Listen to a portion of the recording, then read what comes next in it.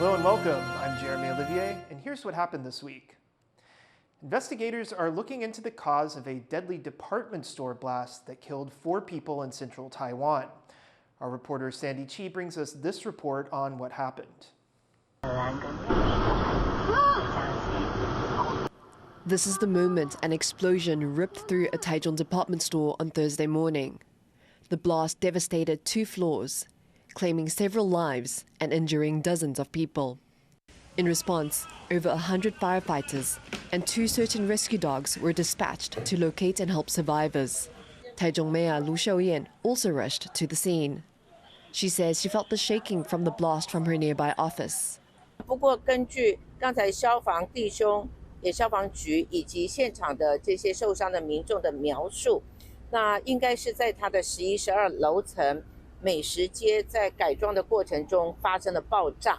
那为什么会发生爆炸啊？那可能我们都还会来进行调查。不过最重要，现在就是有关于伤亡者的善后照顾跟处理。While the cause of the blast hasn't been confirmed, a gas explosion is believed to be the source. And this is not the first time this department store has suffered a blast. 25 years ago, a gas stove ignited insecticide being sprayed inside. Authorities have launched a full investigation to determine the exact cause of the explosion. Scott Huang and Sandy Chi for TaiwanPlus. Prosecutors in Taiwan have charged a former deputy minister of the agency that handles relations with China, saying he meddled in Taiwan's 2024 presidential election on behalf of Beijing. Cadence Caranta reports. District prosecutors are accusing former Deputy Minister of the Mainland Affairs Council Zhang Xianyao of working on behalf of the Chinese government to interfere in last year's presidential election. Prosecutors allege that he tried to boost momentum for Terry Guo's presidential campaign on instruction from China.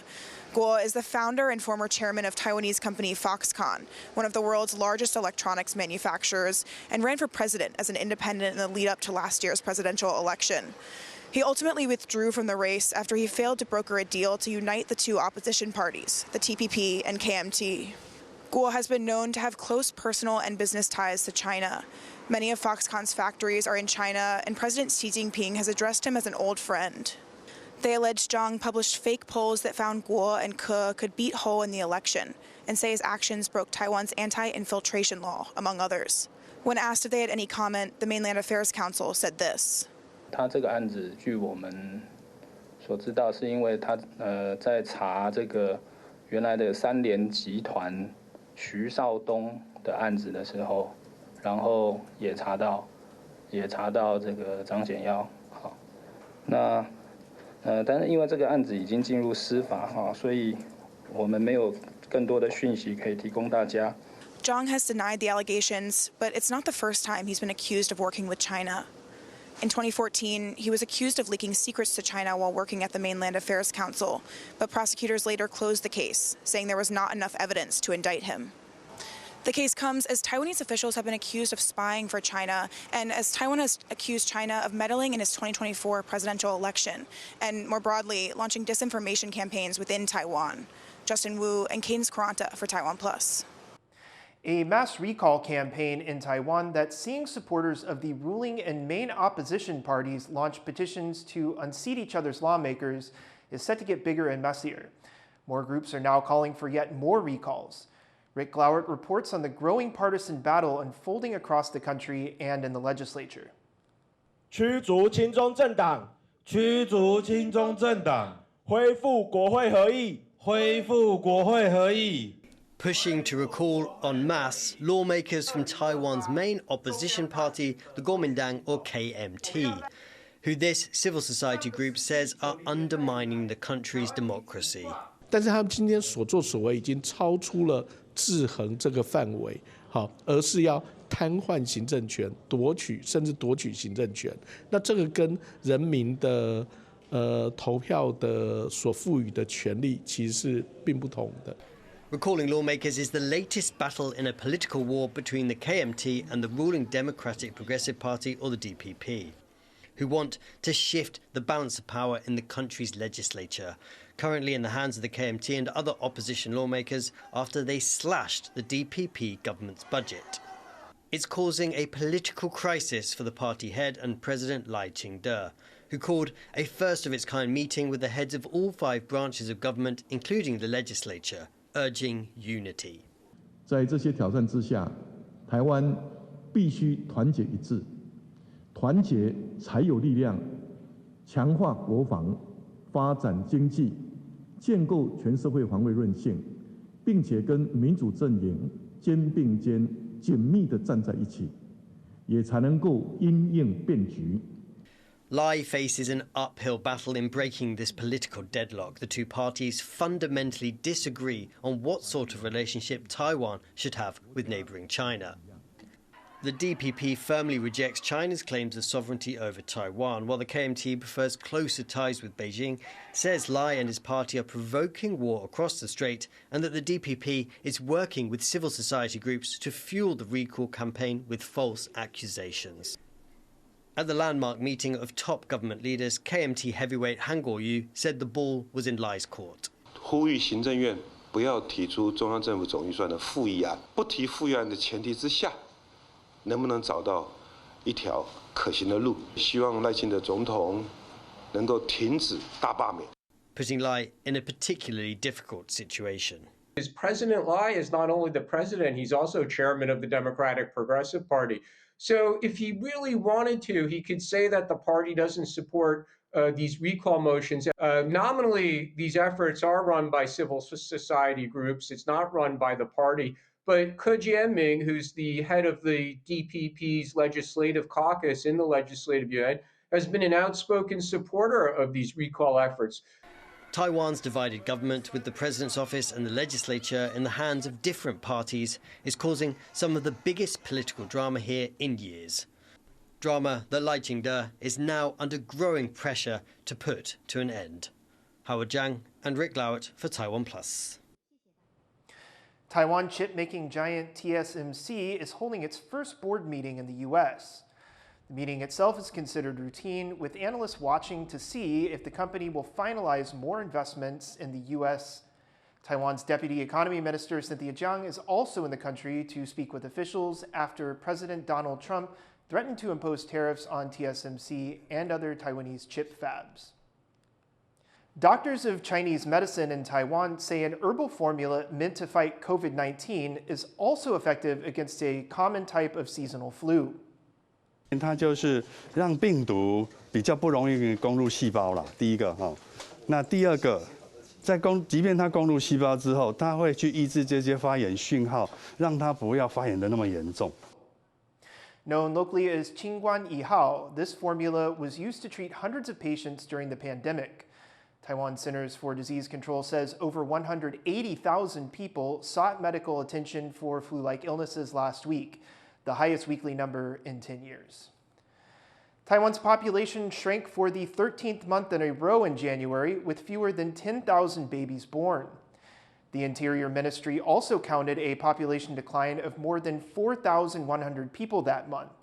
And with the monthly birth rate stuck below 10,000 since last February, the downward trend is set to continue. A historic movie theater known for helping launch the career of famed director Ang Lee is set to close after years of financial losses. But the theater's owner isn't giving up on reopening someday. John Van Trieste reports. For 75 years, if you wanted to see a movie for cheap in the city of Tainan, this is where you would come. The family-owned Quanmei Theater has outlasted much of its competition, weathering the rise of VHS, DVDs, and streaming, as well as the punishing years of COVID. And though it never shows the newest releases, you can still see an old-school double feature for less than $5 US. It's become a sort of local institution, a landmark, and a place of memories. It's even known for inspiring one regular patron, the famed director Ang Lee, to go into filmmaking. But it's been losing $30,000 US a year for some time. And now the financial crunch is catching up with it. It's set to close March 2nd. But that may not be the end for Quanmei. The owner says he'll find a way to get back into business with new partnerships and a new strategy. 比如说我们有做过独立乐团，几乎都是成功的哦。上次也有人说过那个脱口秀，像我这几年有时候去内湾啊、红楼啦，看一些老戏院怎么转型的例子啦，那他们也是把影像放在戏院的一环，结合餐饮，结合一些文创，当然戏院有无限的可能啦。去戏院就是一个想象的空间嘛，But when this comeback might happen is uncertain. And for now, locals passing by say they feel a mix of sadness and nostalgia. 是有点可惜，但如果说是可以让现阶段说可以发展到更好的话，我们但是乐观其成。细汉的时阵，拢会来这看电影，一家会当看2出啊，偌好的，买一张票看2出，所以阮今仔就特别来甲阮较早的记忆找回来。For now, the theater celebrates its 75th year in operation, with at least a few more weeks of bringing the joys of film to the people of Tainan. Eason Chen and John Van Trieste for TaiwanPlus. People across Taiwan gathered this week under the glow of paper lanterns to welcome the beginning of spring. Reese Ayres was in Taoyuan, which held this year's National Lantern Festival event. Lantern Festival celebrations are underway here in Taiwan, with cities across the country hosting spectacular light shows and performances to wave goodbye officially to the Lunar New Year and welcome in the spring. But it's this city, Taoyuan, that's been chosen to host the national celebrations. Light and lantern exhibitions are spread across several square kilometers here in Taoyuan City, with collaborations with big brands like Pokemon and Attack on Titan. People traveling from across Taiwan up here to the north in Taoyuan to celebrate the Lantern Festival. Now, the festival dates back several thousand years and has a lot of meaning and symbolism attached to it. During this time of year, friends and family generally gather together to eat Taoyuan, which are glutinous rice balls in a sweet soup. The lanterns themselves holding a lot of meaning. The ones that fly off into the sky representing waving goodbye to the year behind you and welcoming the year ahead, hopefully a year full of prosperity and well wishes. Earlier today, I spoke to some people here in Taoyuan about what Lantern Festival means to them. 新希望其实就是身体健康了，吃汤圆，然后看灯笼、提灯笼，这样子吧。通常都会吃汤圆。And President Lai Ching-te himself attended the celebrations to address the nation. 天气很冷，又下着毛毛雨，我要特别感谢大家不畏寒冷，共襄盛举。也要祝福大家新的一年阖家圆满顺利。 It's not just here in the host city, Taoyuan, that people will be gathering under the flickering lights of the lanterns to celebrate, but in cities all across Taiwan, from Taidong to Taipei, from Pingdong to Pingxi, friends, families and communities will get together to say a final farewell to the year behind us and welcome the new year with hope and open arms. Hank Shu, John Su and Reese Ayres in Taoyuan for TaiwanPlus. Southern Taiwan celebrated the Lantern Festival in signature explosive style. The Yanshui Beehive Fireworks Festival is often called one of the most dangerous celebrations on Earth. Participants dress in protective clothing and stand in the path of thousands of fiery bottle rockets. The tradition began over 100 years ago to honor a guardian deity known as Guan Yu or Guanggong, seeking protection from an epidemic in the area. Thank you for watching Here's What Happened. You can visit the TaiwanPlus website or our social media for more of our stories. Finally, join us for the lighting ceremony at the Lantern Festival in Taoyuan. I'm Jeremy Olivier. Take care and see you next time.